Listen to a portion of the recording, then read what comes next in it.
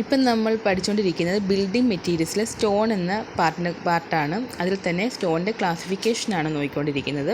സ്റ്റോണിൻ്റെ geological ക്ലാസിഫിക്കേഷനാണ് നോക്കുന്നത്. Geological ക്ലാസിഫിക്കേഷനിൽ വരുന്ന Ignatius rock എന്താണെന്നും അതിൽ ആ ഇഗ്നീഷ്യസ് റോക്കിനെ തന്നെ വീണ്ടും മൂന്നായിട്ട് ക്ലാസിഫൈ ചെയ്യുന്നെന്നും മാഗ്മ എവിടെയാണോ ഫോം ചെയ്യുന്നത് കൂൾ ചെയ്യുന്നത് അതനുസരിച്ച് ഇഗ്നീഷ്യസ് റോക്കിന് പ്ലൂട്ടോണിക്, ഹൈപ്പർബസൽ, വോൾഗാനിക് എന്നിങ്ങനെ ക്ലാസിഫൈ ചെയ്യുന്നുണ്ട്.